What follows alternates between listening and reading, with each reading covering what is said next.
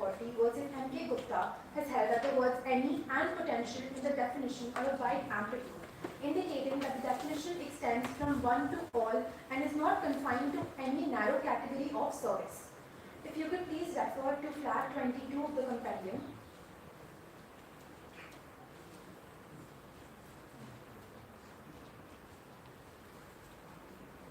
In the case of Indian Medical Association versus BP Shanta, the court held that the entire purpose of broadening the definition was to include not only ordinary commercial transactions, but also activities that are not commercial in nature, yet of a character which benefits the consumer. In the present case, as per paragraph 9 of the Moot proposition, Siksha's platform did far more than passively host third-party data. It ranked surgeons as top matches, highlighted options as the best available, and employed an AI-driven interface to condition the complete visibility of the clinic listings and the price ranges upon the disclosure of additional personal information. This constitutes active algorithmic curation and not mere passive hosting. So once the prospective consumer identifies the service provider, then the 6-year is out of the scene. Your Lordship, I do not understand. Once the 6-year manages a kind of connect between the consumer and the service provider, then 6-year has no role. Yes, there is So no rule after where is that. this coming in the definition of service provider then? I'm sorry. Then how 6-year is becoming a service provider? If it has no role, Your Lordship, it's just connecting two dots and then it is disappearing. Your Lordship, Siksha is not a service provider. Ms. Ria is availing the service from a third-party clinic website, which Siksha redirects Ms. Ria to. But then the relationship is getting established between Ria and the clinic. Yes, Your Lordship. This 6-year has no role to play. Yes, Your Lordship. Meaning thereby that 6-year should not become unnecessarily party to the entire dispute. Yes, Your Lordship. Siksha is not providing a service here. Maybe 6-year is not providing service. So in that case, 6-year, if 6-year is not providing service, then there is no jurisdiction to implement 6-year.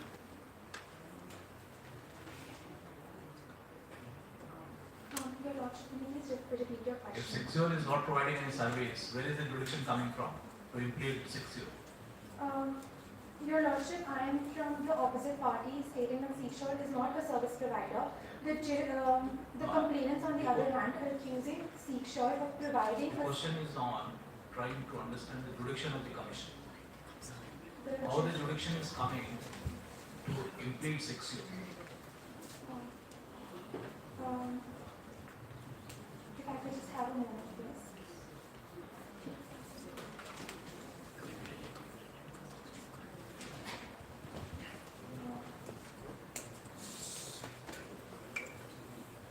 You are representing The complainants. Ria. No. Yes, sir. That's a You lot. are representing Ria. Yes. I'm so sorry for the confusion, Your Lordship. Furthermore, Siksha claims that it functions purely as an informational intermediary. Section 79 of the Information and Technology Act, if you could please refer to flag 5 of the compendium that the Information Technology Act is given, Section 79. The safe harbor provision under Section 79, subsection 2 of the IT Act 2000 establishes 3 functions. If I could just have a moment to refer to the Act. It's under subsection 2, it states the provisions of subsection 1 shall apply if A, the function of the intermediary is limited to providing access to a communication system over which information made available by third parties is transmitted or temporarily stored or hosted. B, the intermediary does not initiate the transaction, select the receiver of the transmission, and select or modify the information contained in the transmission. Pertaining to the third point, Siksha in fact does modify and select the information that it provides to users such as Ms. Ria. If the Honorable Bench could please refer to paragraph 3 of the Moot proposition. Siksha uses AI-enabled systems to aggregate vast amounts of data, analyze users' preferences, and generate personalized comparisons. This clearly constitutes as modification and selection of the information that they are portraying on the website. Hence, Siksha classifies as an active intermediary and not a passive one. Further, Seekshore has also held a hand in showing advertisements. If you could refer to paragraph 9 of the Moot proposition, the displays of the information was accompanied by notifications such as highly rated clinics near you, top matches, and etc. May I proceed? Referring to the Moot proposition clarification number 7,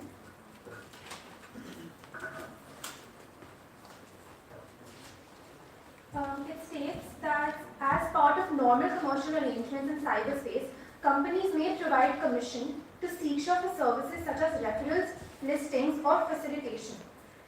Here, then Seekshore aggregates the information and then displays the information accompanied by notifications such as highly rated clinics near you. It is providing advertisements on their website. Secondly, the Act extends beyond traditional seller-buyer relationships to digital platforms that materially influence consumer choices. It is submitted that consideration need not necessarily be monetary in nature. In Curie versus NISA and reaffirmed in the case of Sonia Bhatia versus the state of UP and others, the court held that consideration could take any form of benefit or exchange of value. Here, as per paragraph 10 of the Moot proposition, Ms. Ria provided her personal data, including sensitive medical and lifestyle information. The fact says it does not provide.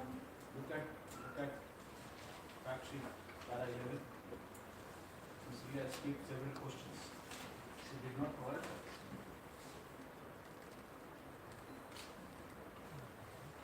Your Lordship, if we proceed further,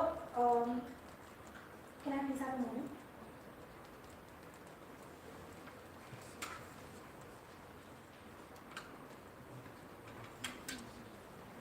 In paragraph 12, it says that Ms. Ria felt subtly pressured to disclose details beyond what she initially intended to.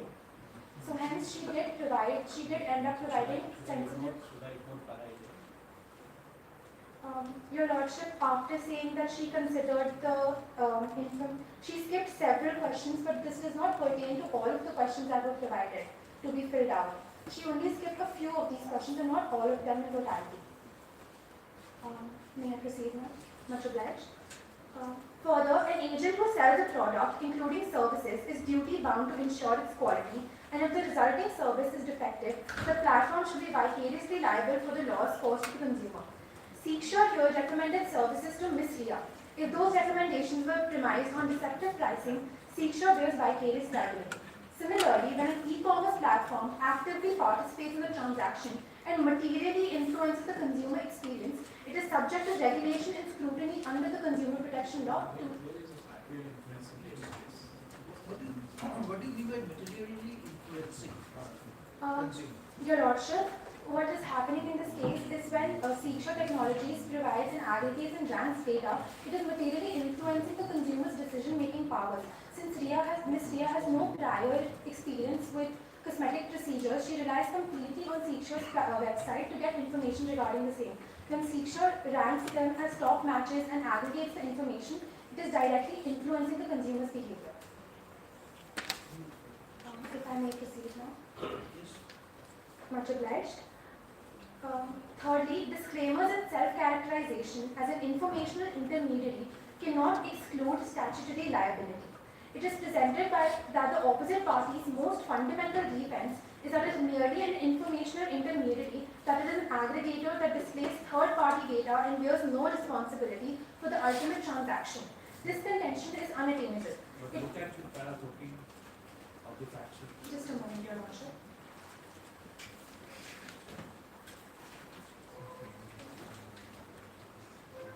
Last sentence. Seekshore disclaimed responsibility is particularly widely displayed information. So Seekshore has no way to influence the decision making.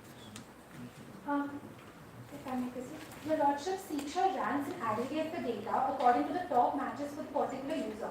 When that data was provided to Ms. Ria, it directly influenced the consumer decision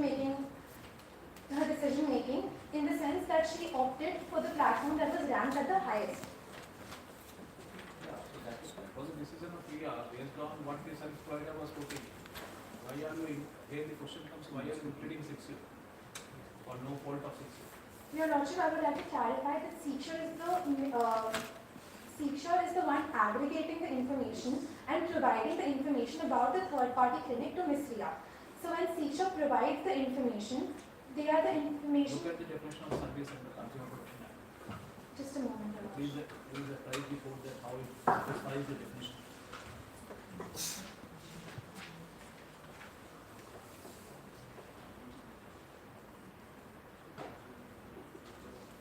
Shall I read it out?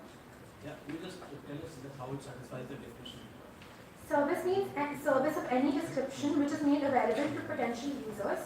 As I mentioned earlier in just a moment.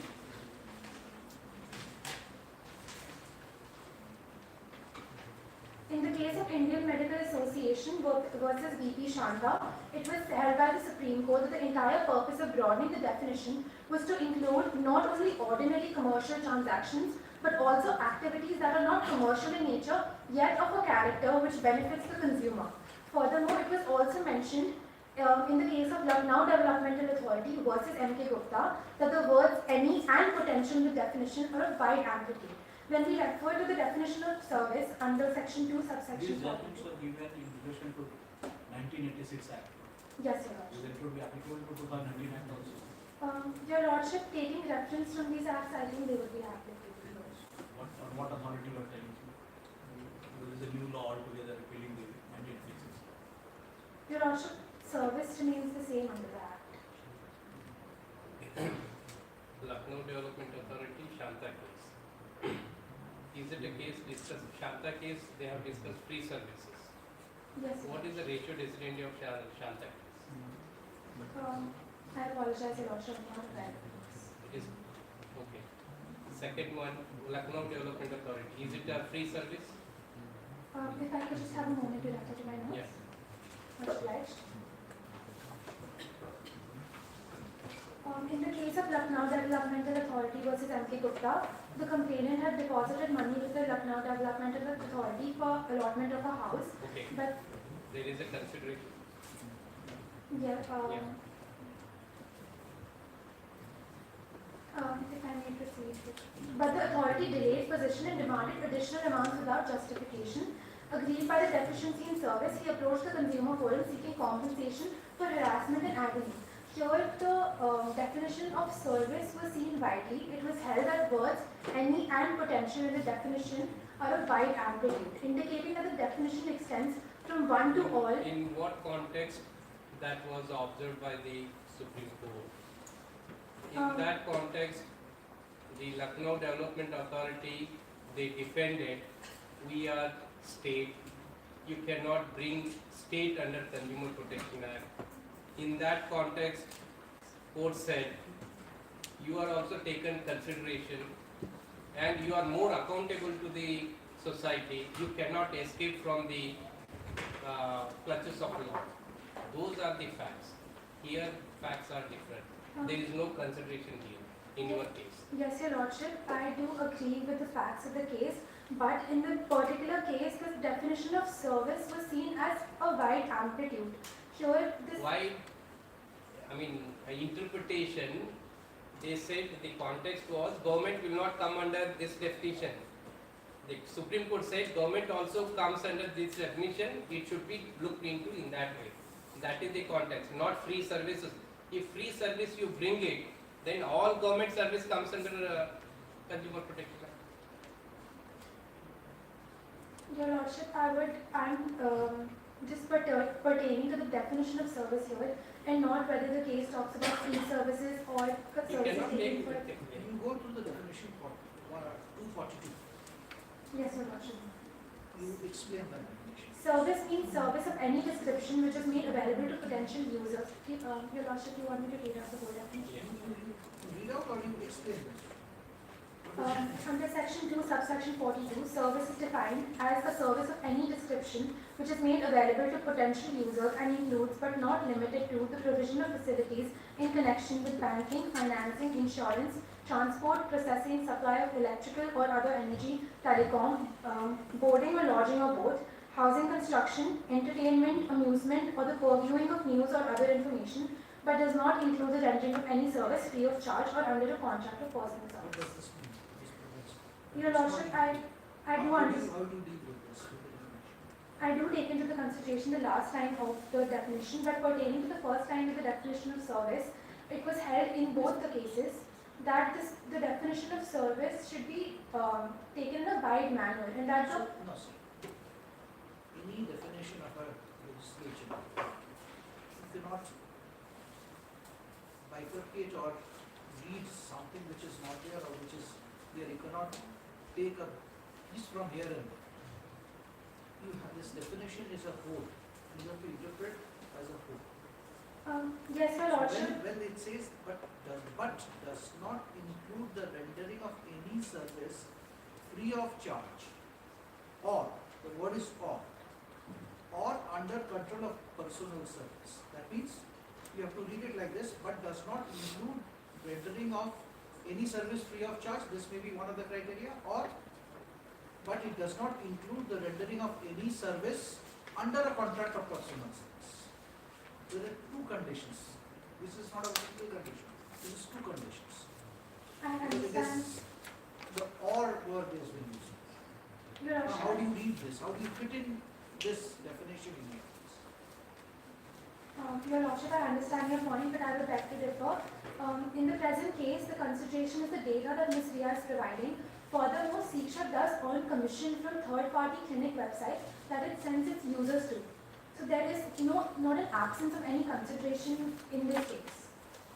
So you mean to say this, the data which is being divulged by Ms. Ria is a consideration.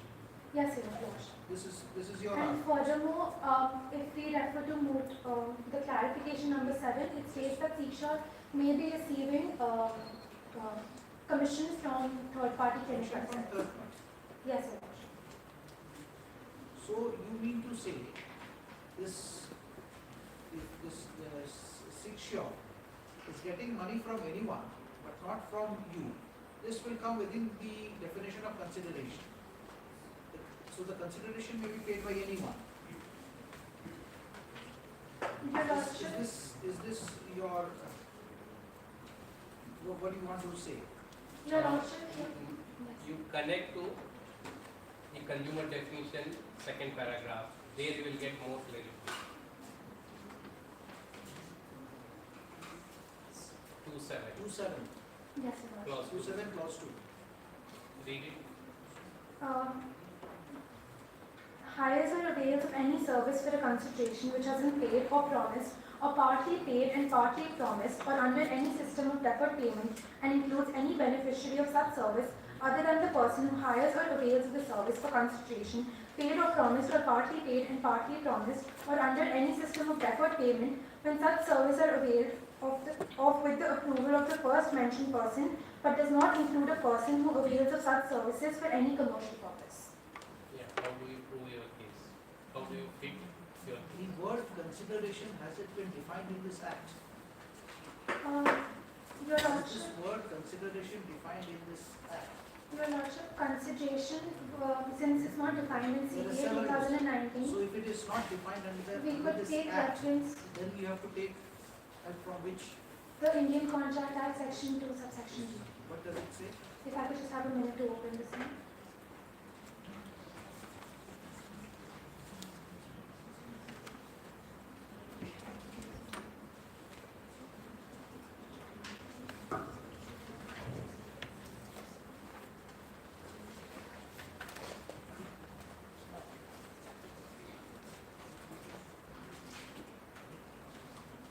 Under section 2, subsection D, it states that when the desire of the promisor, the promisee, or any other person has done or abstained from doing, or does or abstains from doing, or promises to do or abstain from doing something, such act or abstinence or promise is called a consultation for the promise.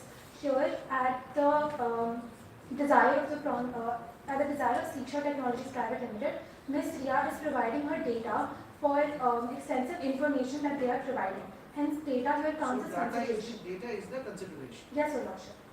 But how data can be consideration in the light of this new DPDP Act, where the data is being shared with informed consent and for a defined purpose. So how it is becoming concentration there?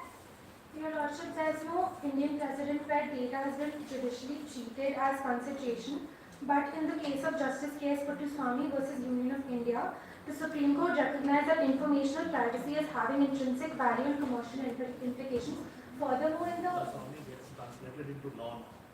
Yes, We Your have a Lordship. law. Now this law says that if the data is being shared with the informed consent with a defined purpose, then there is nothing where you can kind of enumerate it and say that it can be called as a consideration. There is nothing additional which is going to be utilized by 6A.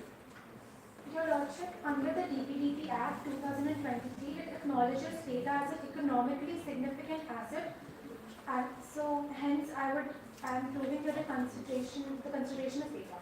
If I could please proceed with my fourth issue. Much obliged.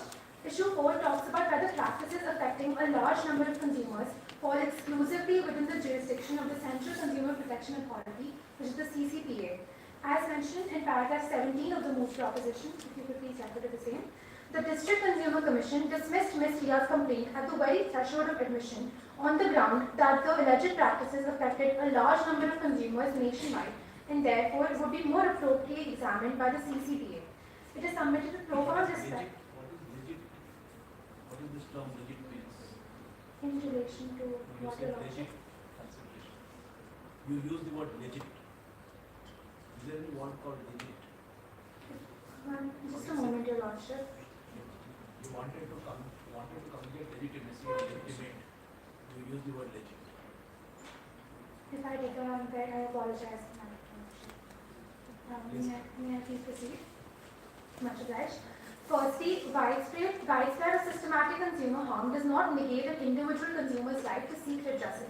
The foundational principle of consumer law in India is that the Consumer Protection Act provides a remedy that is additional to and not in derogation of any other provision.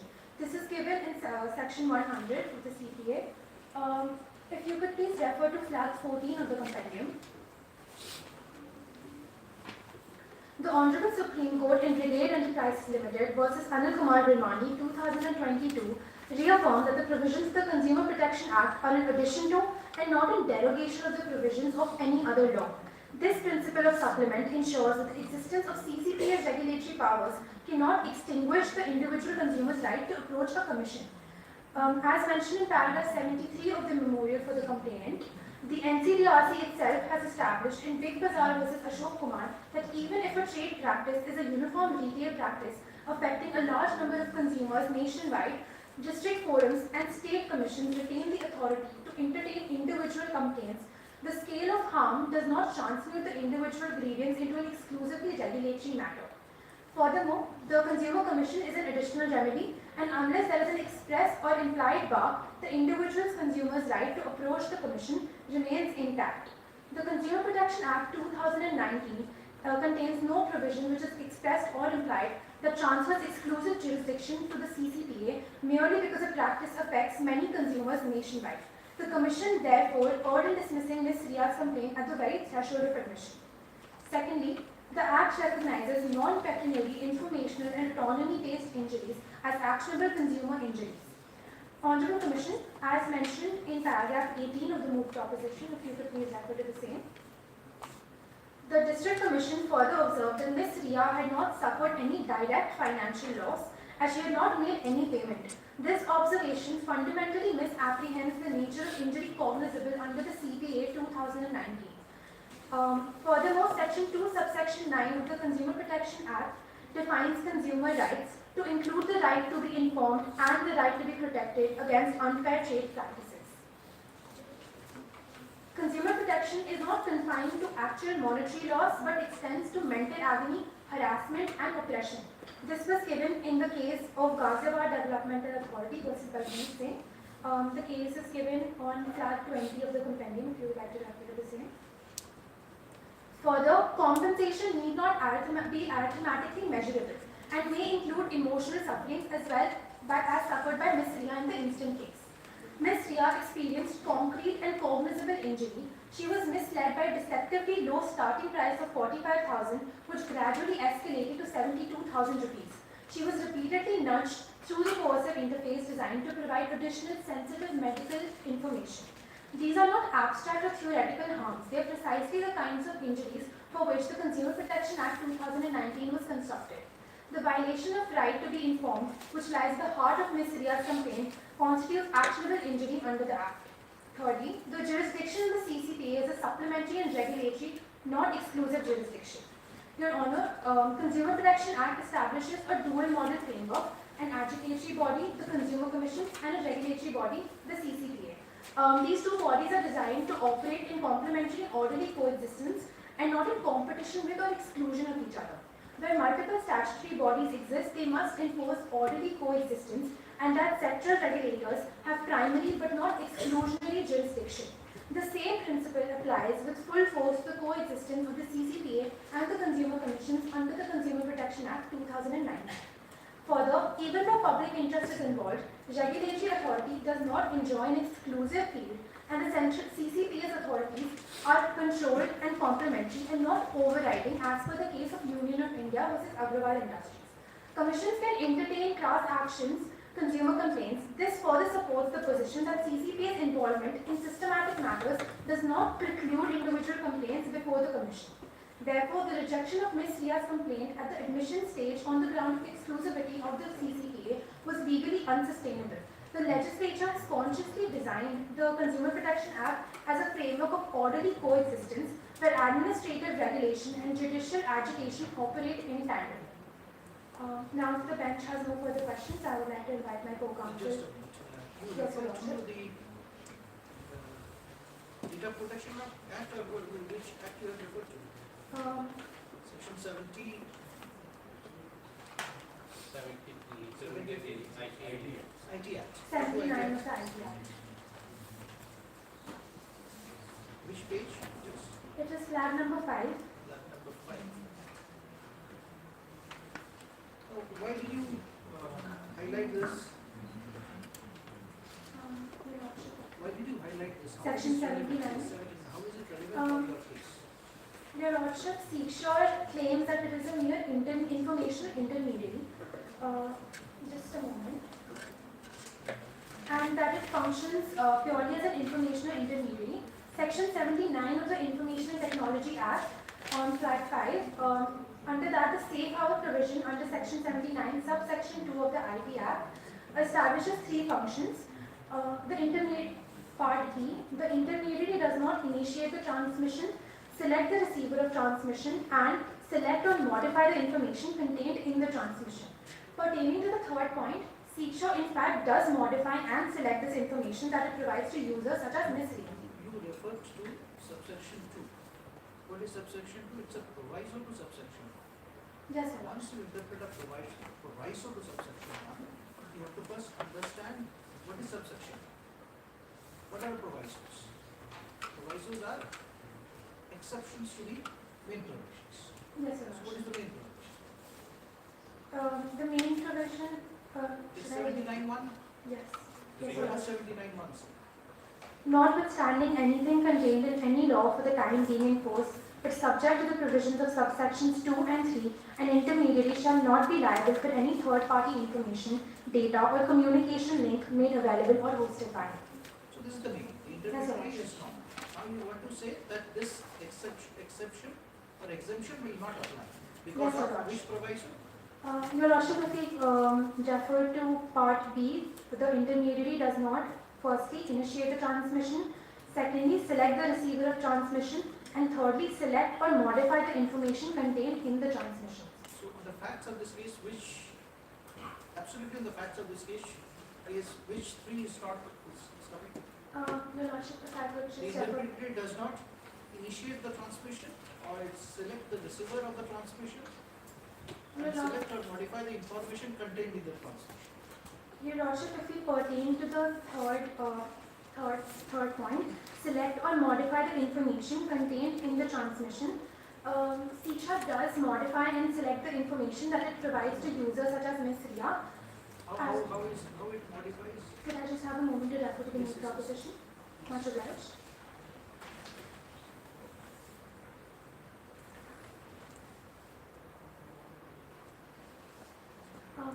If Your Lordships could please refer to paragraph 3 of the Moot proposition. Yes. It states that AI-enabled systems now aggregate vast amounts of data, analyze user preferences, and generate personalized comparisons. The consumer, It's not modifying any data Your Lordship, it does. or information. Just a moment. In fact, what is modified? In your fact, Your- what is modified by this? Your Lordship, Seeksure gets information from third-party clinic websites, and through the information that they get, they aggregate and they rank the data as top matches and the best for the consumers. Here they're modifying the data as they're ranking it and getting the top matches for the user on their website. What do you mean by modification of the data? To change the data in the manual. Any data has been changed. Any data which RIA has furnished or that other third party has furnished, it has been, is it been modified by Seeksure? Your Lordship, the data, since Seeksure gets its data from third-party websites, it takes the data and then it aggregates it, it ranks it, hence modifying the data because the data is not presented as it was on the third-party clinic's website. It is now ranked in a manner that would suit the consumer preferences. In fact, where it is proof that it is modified. It does not explicitly use the word modifying, but if I could just refer for a moment.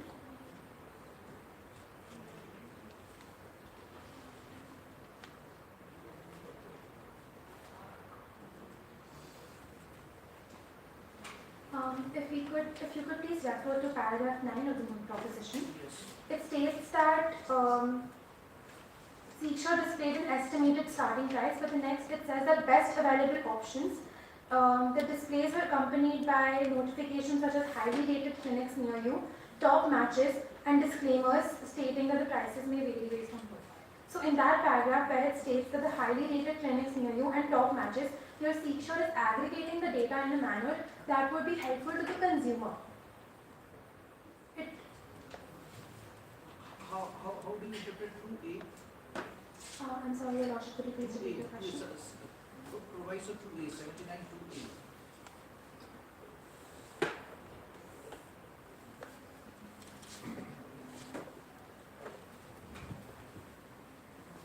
Your Lordship, under 79(2)(a), it states the function of the intermediary is limited to providing access to a communication system over which information made available by third parties is transmitted or temporarily stored or hosted, or then moving on to the That means if it is a third party, this party is hosting some data, it's transmitting the information. Then the exemption will come to me. Your Lordship, if I could please clarify one thing. Moving from the section A under that, it states that temporarily stored or hosted or here pertains to the B part where it states the intermediary does not initiate the transmission, select the receiver of transmission, and select or modify the information contained in the transmission. Hence, both A and B need to be read selectively. Then, I'm sorry, Your Lordship. then what happens? The intermediary does not select the receiver of the transmission. But Seeksure Technologies does not qualify under the third point, which says that select or modify the information, because they are clearly selecting and modifying the information that they get from the third-party clinics' websites to aggregate it on their website to provide to the users. Modification would not mean altering the original evidence. Your Lordship, the third. Application is not modification. Your Lordship, the third part also mentions selecting the information. Seeksure is clearly selecting the information that they want to show on their website. Just a moment. In paragraph 9 of the Moot proposition, it states the display was accompanied by notifications such as highly rated clinics near you, top matches, and disclaimers. So over here, Seeksure is clearly showing and choosing the information that they want to portray on their website. You mean to say that the intermediary, that is Seeksure, it selects the information Yes, it selects the information which as well contains as in the modifies. transmission. Yes, Your Lordship. So is it necessary that it is, they should select and modify also? Is it? Your Lordship, it mentions select or modify. So either of the one is teacher would be held sufficient liable. to be made liable. Yeah, and would not get the safe harbor provision under the section. This concurrent jurisdiction you are reading reference to section 100. Yes, yes, Your Lordship, section 100. Concurrent jurisdiction between CCP and commission. You are reading in reference to section 100. I'm sorry, Your Lordship, I did not get your question. Concurrent jurisdiction of CCPA with commission, national commission. You are reading it in reference to our section 100. Just a moment, Your Lordship. Yes, Your Lordship. But section 100 talks about two different laws. It doesn't talk about one law. CCPA and the commission is covered under the same law. The applicability of section 100 comes in when there is a reference of two different laws. Your Lordship, I am pertaining to the fact additional to and not in derogation of any other remedy available in law. So it And- is section 100. So why do you get the word remedy in section 100? If I may just open, can I please have a moment to refer to that?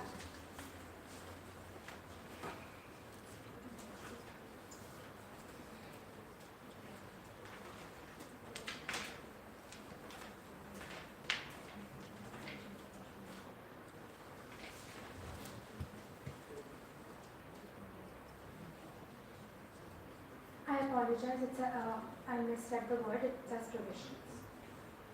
Provision of any other law. Yes, Your Lordship. Means if there is a conflict of this interpret this section 100.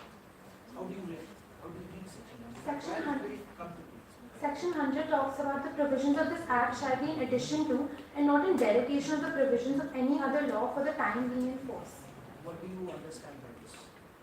That the provisions of the Act should be in addition to It's in addition to the the conditions laid down in any other law. Should not be in derogation. Yes, Your Lordship. So when these type of provisions are there in the Act, it is, you have to presume that it is talking about different legislation. Yes, Your Lordship. And here CCPA is established under Established the under the Act. same legislation. Is I there conflict apologize or for that, Your you see between two legislations and giving power? There are power in two legislations, and in single legislation there are two types of power. This section 100 will come to play when you are dealing with two different legislations, not of the same legislation. I understand, Your Lordship. I apologize for that. Now, if the bench has no further questions, I would like to invite my co-counsel to the question. Thank you, the honorable members of the commissions. It was an honor to honor in front of this honorable commission. Council seeks permission to engage. Greetings to the honorable member of the commission. This is the counsel for the complainant in the present matter, and I continue to raise our final two submissions. I shall be taking 21 minutes of this court's time and shall be addressing issues 2 and 3. The council What is issue 2 and 3? Issue 2 pertains as to whether drip pricing can be validly categorized as a dark pattern, and the issue 3 pertains as to whether nudging a consumer for more information than Considering these two issues, keeping you yourself limited to these two issues, what is the facts of this case which is involved in these two issues? the facts in this case involve Ms. Priya, who went to Seashaw's platform for a non-invasive rhinoplasty procedure. Limit only to these two propositions, not the entire whole package. Certainly. When she visited the platform, the initial price that was displayed to Ms. Priya was 45,000. However, she was redirected to the third party's platform, and the final price was 72,000. These facts pertain as to issue 2. For issue 3, she was, while she provided generic information at first, she was constantly nudged to provide more additional information, which she felt was not necessary for the procedure that she was going for at the very initial stage of it. The council now seeks permission to move on to my Yes, argument. yes, yes. Much obliged. My second issue pertains as to whether drip pricing can be validly categorized as a dark pattern under e-commerce rules and relevant to governmental guidelines. It is my submission here today that drip pricing can be validly categorized as a dark pattern. My arguments here shall be threefold. Firstly, that drip pricing is expressly recognized as a dark pattern under binding statutory guidelines. Secondly, that drip pricing amounts to an unfair trade practice and misleading representation. And lastly, that drip pricing is a deceptive pattern which violates and subverts consumer autonomy and informed decision making and choice. Moving to the first contention, Section 18, subsection 2 of the Consumer Protection Act empowers the CCPA and gives it the power to protect, promote and enforce any rights of consumers as a class. In exercise of these powers, the CCPA in 2023 notified the guidelines for prevention and regulation of dark patterns, which explicitly define a dark pattern as an interface practice that manipulates a user into unintended actions, undermining their consumer autonomy and leading to an unfair trade practice. If you may please refer to flag 3 of the compendium, which provides annexure 1 to these guidelines explicitly define and identify drip pricing.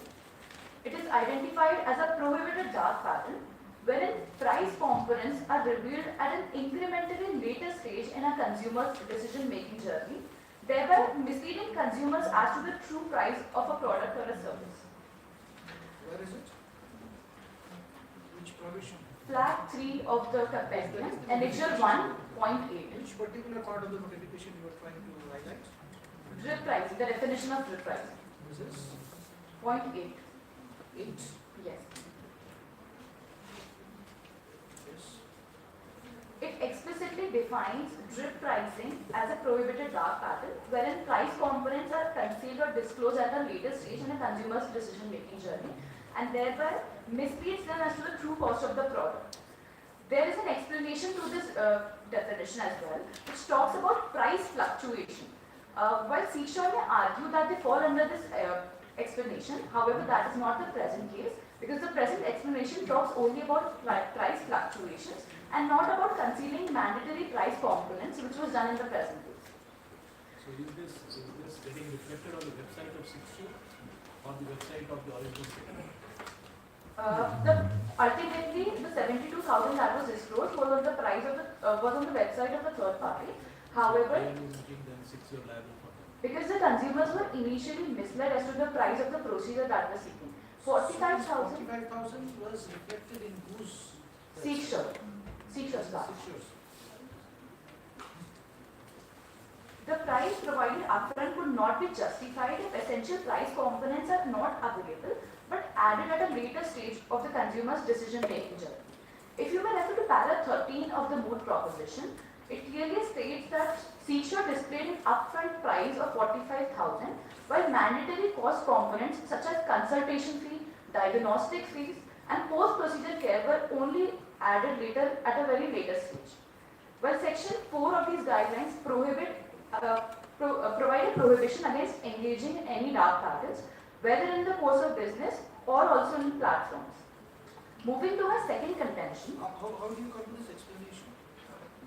the explanation is provided in the drip price. Yes. What does it say? Just a second, I will refer to the page.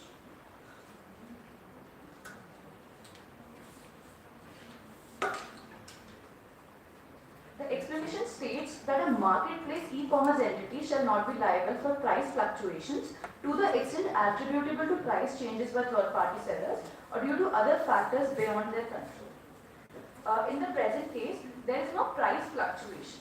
Price fluctuation may merely refer to changes after disclosure due to variable factors which can be due to demand or supply. However, in the present case, additional diagnostic fees, consultation fee and facility charges were added at a later point. If any reasonable consumer who is seeking any medical service sees a procedure price, he is bound to be of the opinion that such prices would at least include a consultation fee. However, these mandatory price components were not shown on the Seashore's platform. These additional components were added later on. In para number 9 of Moot proposition, last line is the Seashore disclaims that price may vary based on profile. Certainly. They have disclosed that. Certainly. However, this However, a disclaimer was given stating that prices may vary based on profile. However, an extremely low estimate of 45,000 was provided, which incrementally led to 72,000. What do you mean by based on the profile? Because medical procedures are certainly subjective, so based on the case of the present complainant, the prices may vary based on what exact procedure she might be seeking. So what profile? It's a profiling of the individual. Certainly. So for profiling of the individual, it is necessary to furnish some data. I agree. So when it is there, that what does it mean? That means with each change of the profiling, the price may increase. Certainly.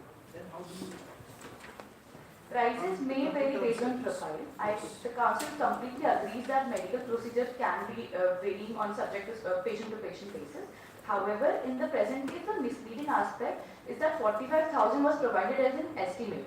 Any reasonable consumer would believe. Estimate. What do you mean by estimate? It was an estimate which has been given to you. Certainly, an estimate can be said to be an approximate or a rough calculation of the price. However, in the present case, the ultimate price, that is 72,000, is almost 60%. That is subject to your profiling. However, mandatory cost components such as consultation fees or diagnostic fees are added at a later stage. These price components must have been reflected at the very outset when she was seeking this very medical procedure. That is a contention. Sixure is going to gain anything out of this? Seashore gains commissions on profile-to-profile basis as given under clarification 7. It says that it may collect commission as a normal commercial practice. Moving to my second contention of the argument, Rule 4, Subrule 3 of the E-Commerce Rule 2020 prohibits any e-commerce entity to adopt any unfair trade practice, whether in the course of their business or on their platform. Unfair trade practices have been defined under Section 2, subsection 47 of CPA and include any material misrepresentation with respect to price or any concealment of material information that is likely to influence any consumer's decision. The Supreme Court in Ludhiana Improvement Trust, as provided under Flag 27 of the Companion, has essentially laid down 3 components that must be fulfilled to classify any practice as an unfair trade practice. Firstly, there must be a trade practice. Secondly, it must be employed for the purpose of promoting sale, use of supply, or for the provision of any service. But lastly, it adopts any unfair method or any deceptive practice. In the instant case, by displaying a very lower initial price of 45,000, Seashore's very estimate created a false sense of affordability with the complainant, and thereby her consumer purchasing decisions were influenced. The very misrepresentation amounts to deceptive pricing and constitutes an unfair trade practice under the given definition. The pricing architecture used in the website constitutes a trade practice. It was adopted in the course of its business and was clearly intended to promote the provisions of a cosmetic service by third-party clinics, whereby, as per clarification 7, Seashore earns commission and thereby it is bound to have some certain bias while displaying certain clinic ratings. Also, as per clarification 20, the clarification 20 states that this is an intentional user interface that is employed by the present respondent. Thereby, deliberate withholding of the price components amounts to deceptive pricing and thereby satisfying all the 3 ingredients. Moving to our last contention of this issue, dark patterns are commonly referred to as design patterns that are manipulative or exploit users to achieve any specific outcome. But subverting consumer autonomy in the present case, online retailers often inflate prices, they gain access to intrusive personal information, and in doing so, they erode consumer autonomy. Hence, dark patterns can be considered to compromise a consumer's personal autonomy on 3 folds. Firstly, they lead consumers to make choices that they would not have otherwise made. Secondly, they deny consumer choices. And lastly, they obscure other available choices. ASCI's guidelines also define drip pricing, which states that it creates an ambiguity around the final price as well as prevents easy price comparisons. Hence, incomplete price representations upfront would be considered misleading. In the present case, the incremental price disclosure prevented the complainant from accurately assessing the true cost of the service at the very outset, and the complainant's continuation of the transaction was therefore a manipulated consent that was induced by deceptive design. Incremental price disclosures in the present case amounts to manipulation because drip pricing, and it falls within the first prong of drip pricing where the price components are not revealed upfront. In NS Digital Age Retail, the first cry case, the court categorically held that disclaimers such as additional charges may apply do not override the statutory requirement that the price displayed to the consumer must be inclusive of all applicable charges and which thereby misleads the consumer as to the true final and payable price. But look at the paragraph 11 of the fact sheet. This entire change in the pricing happens only when the specific input was given by RIA. However, in the present case, she was nudged to provide this additional information. So I think it's fine. were you forced to give this? The consumer was left with no other option. There was only one option, either to provide that additional information or to not continue with the service at all. So whatever price was getting reflected was based on the requirement of RIA. So where is the dark pattern happening here? That is my argument that it was not based on the consumer's profile because mandatory cost components such as consultation fees, which is common to all the patients and does not vary on profile to profile basis, were concealed and only revealed at a later stage. And that is why drip pricing in the present case comes into place. Because paragraph 10 technically you see answering question is optional. Then if you answer then you get personal recommendation. Does 6 sure provided you with the information that for 46,000 what would be the services provided? For 45,000, it as you refer to para 9 of the Moot proposition, it clearly states that they displayed an estimated starting price of 45,000 and prominently highlighted all the best available options and these I'm displays. asking you a question, what are you getting with this 45,000? Did 6 sure inform to you that with 45,000 you will get these benefits and for additional you have to? They did not explicitly state what benefits the consumer would be getting. However, they just provided us Did with they say also? sorry. Did they impliedly say also? They just provided us with the best rated clinic according to them, and then Ms. Ria was directed to the third party's platform. What services were being what available? services were being provided with this 45,000? It's not there. They were not clear. If your lordships have no further question, I would like to move on to my last issue. My last issue pertains as to whether collecting or nudging consumers to provide more personal information than they intended to would constitute as a dark pattern. My argument here is that collecting or nudging consumers would amount as a dark pattern, and my arguments here shall be two-pronged. Firstly, that repeated nudging and conditional visibility of information constitutes interface interference, and secondly, forced disclosure of personal information violates the consumer's privacy and consumer autonomy. Moving to the first round of my argument, under the Guidelines of Prevention and Regulation of Dark Pattern 2023, the practice of forced action is a recognized dark pattern whereby a user is compelled to share their personal information in order to access or purchase a service. The ASCI guidelines recommend that users must have the genuine freedom to choose whether or not to share their personal information or data. The concern here is that deceptive designs are often manipulative and manipulate users into disclosing more information than they would be ordinarily willing to do. Interface interference in this present case refers to a situation where the platform's design is designed in such a way that it privileges one option over the other. The interface is structured in such a way that it nudges consumer towards a specific particular outcome while creating the very illusion that the consent obtained is voluntary. In the present case, the very framing of the choice in itself is coercive. The consumer is left with only one option, either to disclose those additional information or to continue with those blurred results with generic pricing and clinic details. Therefore, repeated nudging and disclosure and conditional meaningful access on compliance, the CSHO's very conduct undermines the voluntariness of consent.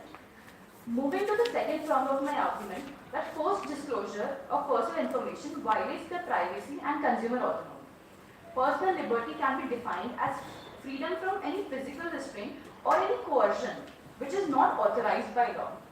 Supreme Court in case Puttaswamy versus Union of India has at length discussed the right to privacy and has explicitly recognized that the right to privacy is a part of the right to life and liberty under Article 21 and has often connected it with Articles 14 and 19 as well. Case Puttaswamy, para 77 of the judgment, explicitly states, and I quote, "The right to privacy is a fundamental right. It is a right which protects the inner sphere of an individual from interference from both state and non-state actors and allows an individual to make autonomous life choices." The court further in Mani Sandhu versus Dalbir Singh has explicitly stated that the customers should have the option to provide or withhold their information based on their comfort level. Insisting upon personal details in a manner that deprives the consumer of any real choice undermines the voluntariness of consent and puts them in a position where refusal leads to adverse consequences. In the present case, compelling the disclosure of this information through interface design that was intentionally adopted constituted an unfair trade practice. If you will refer to para 10 of the Moot proposition, the questions relating to age, facial structure, lifestyle habits, and medical backgrounds were described as optional. However, the platform systematically restricted the visibility of the information unless and until such additional information was provided. Para 12 clearly states that the complainant felt pressured to disclose those details beyond what she initially intended to do, and despite the information was marked as optional. Clarification 20 clearly establishes that the interface used in the present website is intentional and therefore conditioning access to essential information upon compelled disclosure of personal data undermines self-determination of information and consumer autonomy. It violates the fundamental right to privacy under Article 21 and amounts to an unfair trade practice through deceptive interface design and constitutes an prohibited dark pattern. If your Lordship will permit, I would like to move on to the prayer. Just tell me one thing. What are the services you are seeking? The service that we're seeking is that we're seeking a non-invasive rhinoplasty medical procedure. So don't you think that some information which may be a private in nature must be disclosed to that clinic? Certainly, however, at the very outset, information was indeed To provided. serve you properly. Certainly, I Don't completely you agree. think that if some information were not diverged, and if by doing some non-invasive treatment, something has happened, what would have been the consequences? I completely agree with your Lordship that medical procedures require those details. So However, is it not proper for them to ask for those details so that they can give you better service? certainly, but I'd like to differ here that Seekshore is not the one who's providing this non-invasive surgery. The entire purpose of Seekshore is to provide best available options. However, in the present case, what happened exactly was that ultimately no transaction went through, no medical procedure was ultimately That is a paid. different. But she still had to divulge with those information. This information would have Not, she had to divulge with the information. It is ultimately you had backup. certainly because ultimately repricing took place in the You had present. backup for any reason. So my question is, you are saying that privacy and withholding of information. Now withholding of information, these informations, now ultimately it will lead to what? If you may please refer to para 9 of the Moot proposition, it clearly states that upon entering basic search parameters, Seekshore displayed an estimated price of 45,000. So at the very outset, whatever details were required, the complainant provided them to the platform, and the rating that then the price that was displayed was provided. However, after that, the platform constantly and repeatedly nudged her and displayed prompts indicating that incomplete information would result in generic or less accurate details. In the present case, the complainant feels that the information asked by the platform Seekshore was not necessary, as these are sensitive information that would have been better off with a medical practitioner who was performing the surgery. The entire purpose of Seekshore is to provide comparisons between different clinics, and it does not necessarily require those information. If your Lordship may permit, I would like to move on.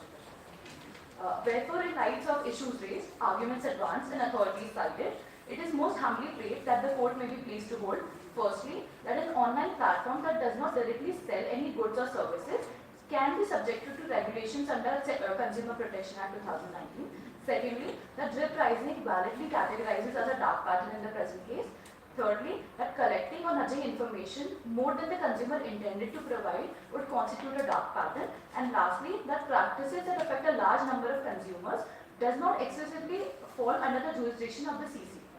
And any other order that the court may deem fit in the light of justice, equity and good conscience, all of which is humbly submitted. Are you court of law or court of justice? Court of law. What order we can pass in the name of justice? Apologies for that. It was an honor argument in front of this bench. Thank you.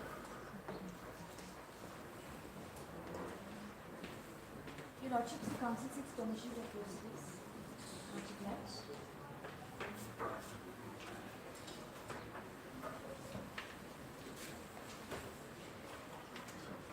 May it please the Honourable Commission. In the present case, the Council is appearing on behalf of the respondents, Seashore Technologies. The Council seeks permission to address the bench collectively as Your Lordships. Much obliged. The Council will be dealing with the first and fourth issue, and my co-counsel will be dealing with the second and third issues. For the convenience of the bench, the Council seeks permission to reorder these issues to proceed with issue 1 and 4 first. Much obliged, Your Lordships. The Council seeks permission to proceed with the jurisdiction. Yes. This Honourable Commission is vested with the authority to hear the present matter under Section 58(1)(a)(4), read with Section 24 of the Consumer Protection Act. What are the facts which gave rise to this jurisdiction issue? Much obliged, Your Lordship. This is an appeal against the order of the CCPA. Thus, the Council. The jurisdictional issue, which fact gave rise to this particular question of jurisdiction? That is issue number 4, most probably. Issue number Which issue or first issue? 4. Yes, Your Lordship, but this is just the present statement of jurisdiction. A large number of consumers fall exclusively within the jurisdiction of CCP. What are the facts? Yes, Your Lordship. So, firstly, Miss. Why this issue? Why this issue? And what are the facts, right, which culminates in this issue? Yes, Your Lordship. Miss Ria, the appellant in this present case. No, there is a dispute of jurisdiction. Concurrent jurisdiction. Concurrent jurisdiction. Why this issue came up before this court? That there will be a concurrent jurisdiction or an exclusive jurisdiction? Yes, Your Lordship. This is because when Miss Ria originally approached the District Commission rejected the complaint and said that since this is a practice that affects a large number of consumers, it is more appropriately dealt with by the CCPA. So this is the issue. Yes, Your Lordship. If Your Lordships are satisfied, the Council Yes. seeks permission to proceed with the statement of facts. Much obliged, Your Lordship.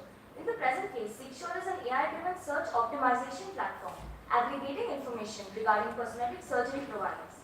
The appellant Ms. Ria used this platform to find clinics for a non-invasive rhinoplasty procedure. She was shown an estimated starting price of $45,000, but upon redirection to the clinic's website, the final cost amounted to $72,000. She contends that she felt misled by the pricing structure and felt subtly pressured to disclose personal information. Thus, she approached the District Commission, where the complaint was rejected on the grounds that the alleged practices affecting a large number of consumers were more appropriately examined by the CCPA. Proceedings followed before the CCPA and a partial finding was rendered. The present appeal arises from that determination. If the bench is satisfied, the Council seeks permission to proceed with the first issue. Much obliged, Your Lordships. Your Lordship, issue 1 is ultimately about the limits of consumer law. The question is not whether consumer protection is important or not. It undoubtedly is. The question is whether Seashore, a platform that does not directly sell goods or services, can be regulated under the CPA or not. The Council contends that no, Seashore cannot be regulated under the CPA. The Council will mirror the structure of the appellants by arguing that 1, the appellant is not a consumer under the CPA, and 2, Seekshore is protected as a mere intermediary. Firstly, it submitted that the appellant is not a consumer under section 2 clause 7 of the CPA as she did not avail a service and there was no flow of consideration. There was no substantive service being provided by Seekshore. The passive provision of free information cannot create a consumer service provider relationship. Further, this aggregation being rendered free of charge brings it outside the scope of the CPA as explicitly excluded by section 2 for clause 42. Seekshore merely displays publicly supplied clinic data and organizes it algorithmically using AI and redirects users for the same.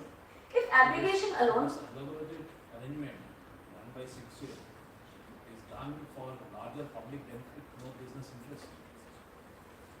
Your Lordship, this is part of the ordinary business practices of Seekshore. Seekshore, If it is a business practice, then ultimately Seekshore is there as a service provider.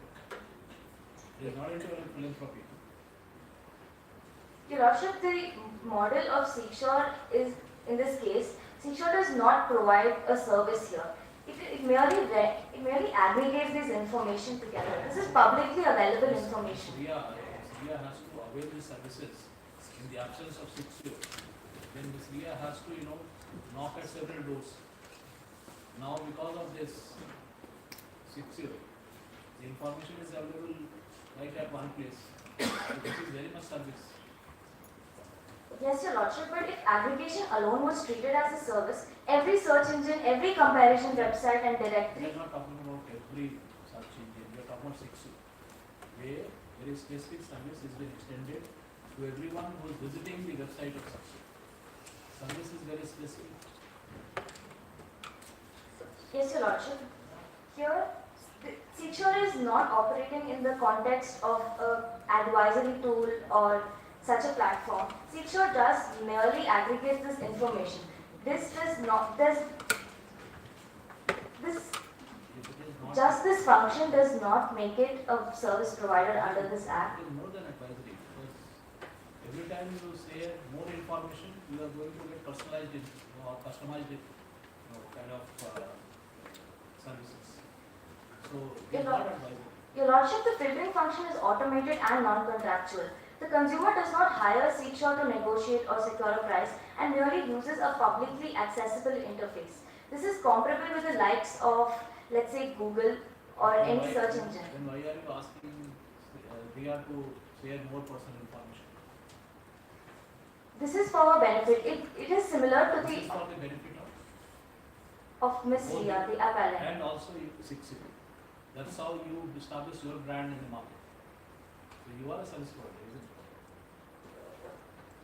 Your Lordship, this mere passive provision does not constitute a service. Okay, let it be passive only, but that itself will also constitute come under the definition of service provider. Where the law says that it has to be active only. Your Lordship, in the case of P.T. Koshi versus Ellen Charitable Trust, the CPA itself, it was held that the CPA itself distinguishes between information dissemination and commercial service delivery. And mere informational functions do not come within the scope of consumer services. Here information sharing is done based on a pattern which is triggered by algorithm, and thus you become service provider. No, Your Lordship, this is publicly available information. The use of an algorithm just in order to display this information or aggregate this information is not. Based on the input what I am giving as a customer. Isn't it? Your Lordship, this model is very similar to a search engine. And all search engines are not, they do not come under the scope of service providers. So, and even Can- per hour, Can you compare Seekshore and Amazon? yes, Your Lordship, Seekshore and Amazon operate on different models. Amazon is a marketplace entity, however, Seekshore is not. In this case, Amazon is charging from the consumer, no, Your Lordship. Seekshore is charging, No, Your Lordship. where they are getting both of them commission. Your Lordship, in the difference is that in case of Amazon, Amazon requires the third parties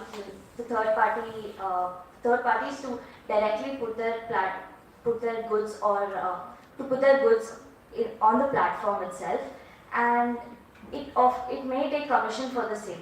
They may give it to, or the Amazon will direct to the seller's point. Seller will directly send. That is also possible. Here, Secure independently aggregates this information. The third parties do not put the information themselves. Secure merely takes publicly available information and enters it. In case of commission based, is how they will get a commission. in case of commissions also, these must be disclosed. Like for example, how when in case of advertisements that platforms put up on Google, it is clearly stated and disclosed at the outset itself that this search result is a result of the advertisement because of the monetary gains that Google is getting. In similar cases, since the prop is silent on this particular issue, it can be said that Secure complies with the relevant regulations regarding these practices. Come to the definition of complaint in the Consumer Protection Act. 2(6). Yes, Your Worship.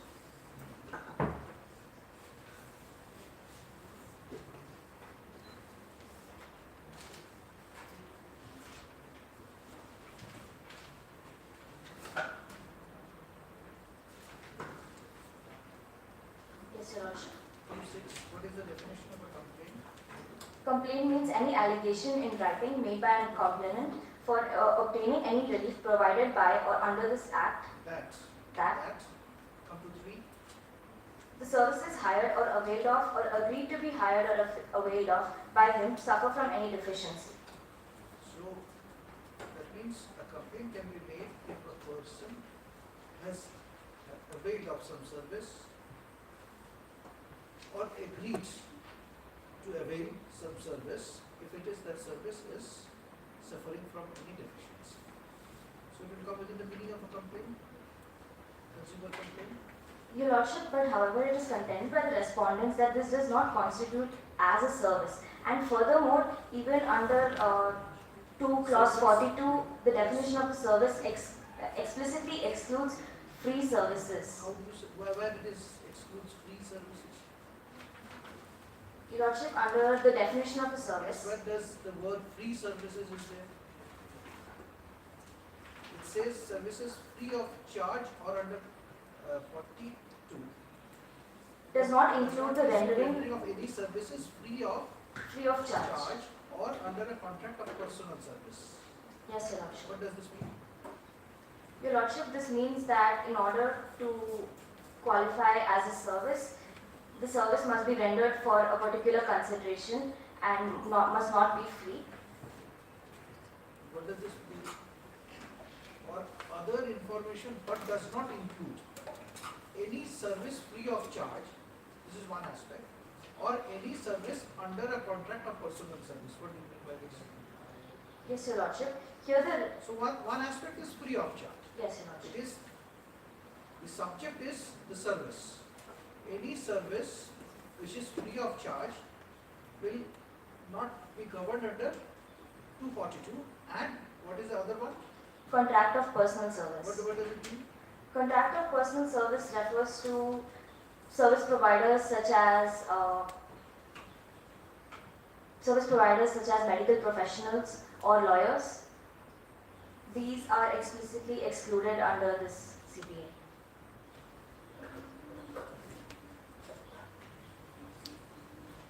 Your Lordship, the Council seeks permission to continue. Much obliged, Your Lordship. A consideration having an economic value is essential. In the present case, Ms. Ria did not provide any consideration. Thus, she cannot be accorded consumer status. Secondly, Secure is protected for all third-party information and conduct, having maintained the due care expected of a neutral intermediary.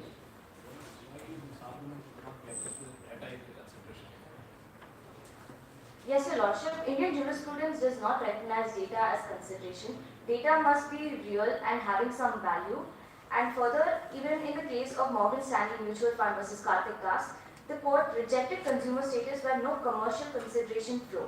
But data as a value monetization is possible because you are putting a valuable personal data which would be used by you to improve your system or bring in better, kind of algorithm in place. Yes, Your Lordship, but there is no commercial, it's not a form of commercial consideration It in will not present be always case. in the form of money. It will not be always in the form of money. Yes, Your Lordship, but there are no present statutes or any case laws that substantiate the fact that That should be good enough reason for this commission to not to consider data as a consideration. Because there are no precedents.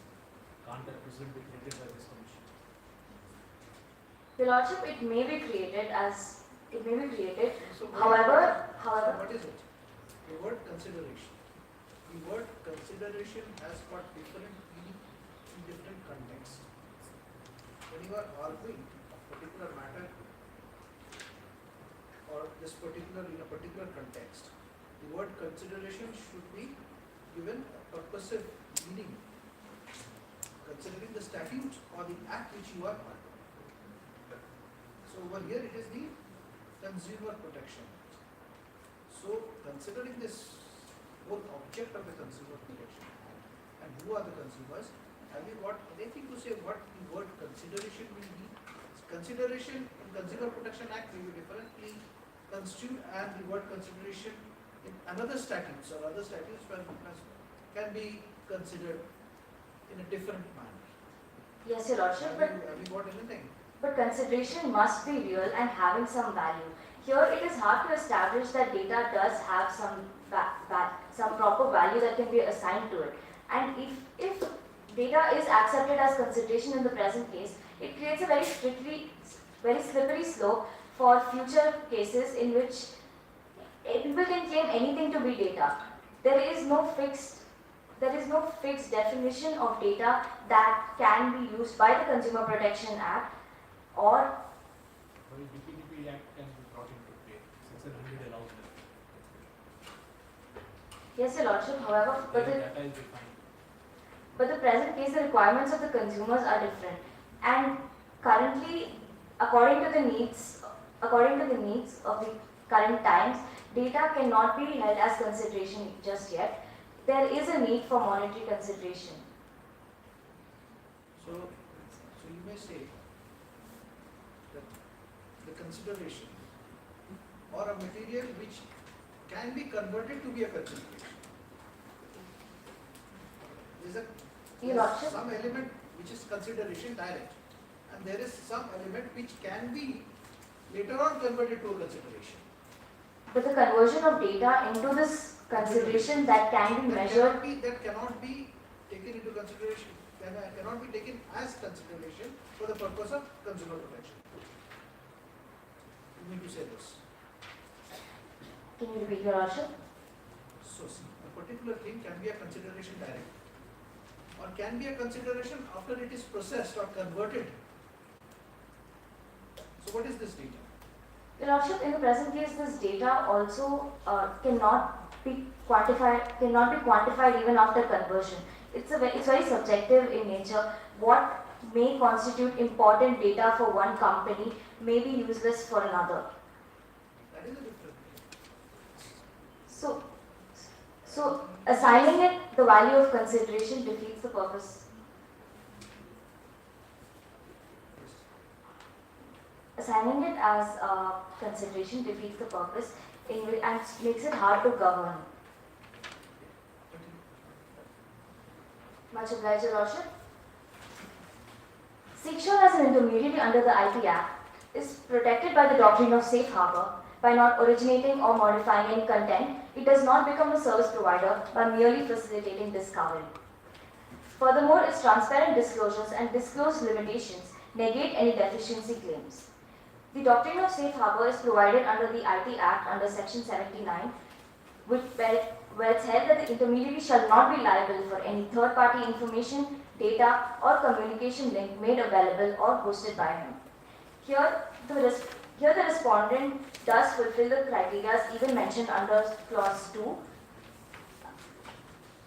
Mainly the assertions of the appellant, they say that Seashore modified the information. However, it is contended that Seashore did not modify the information. They did not alter the pricing of the clinics. They did not change the medical descriptions or edit any surgical claims. They do not interfere with the final quotations at all. Ranking is not modification of content. Merely displaying the content in a structured format is not equal to altering its substance. Algorithmic But because of your algorithm, you are driving that modification process. So look at para number 10. It says each question was marked as optional with an accompanying note stating that sharing more details help us personalize recommendations. So you are driving me towards that, and that amounts to modification. Your Lordship, algorithmic personalization does not destroy safe harbor. As held in various Indian jurisprudence, including the Shreya Singhal principle, it recognizes that intermediary immunity is not lost merely because automated tools are used in this, like in this present case. The ranking is automated, personalization is user input driven, and no editorial control is maintained over the substantive content. Thus, the intermediate protection does remain valid. So that's why here modification gets complete, or modification is happening because it is condition precedent upon the response what I am giving. That's how it is falling under the category of modification. Your Lordship, the data is not being modified because its nature or characteristics of the data is not being changed in the present case. By merely filtering out from A, B, C, that after this question that Ms. Ria will be proceeded with options A and B, I am not altering the fundamental nature of these options. These remain the same, these still remain rooted in the basis provided by the clinics. Counsel, where you are playing with the service, that I am providing X plus 1, I am going to get better service. I am providing information X minus 1, my service should be not of that quality. That's what modification the other party is containing. Your Lordship, the modification in the present case must be related to the information that is being displayed by Seashore. This modification is not happening in the present case. Much obliged, Your Lordship. Furthermore, if the platform discloses the terms labels optional questions and does not conceal material pricing and provides grievance redressal, then due diligence requirement is also met. Furthermore, it submitted that Seashore's role ended when it redirected her to the clinic's website. Every alleged harm thereafter occurred entirely within the clinic's own booking and transactional flow, completely independent of Seashore's control. Lastly, liability presupposes the existence of a privity or agency relationship, which is lacking in the present case.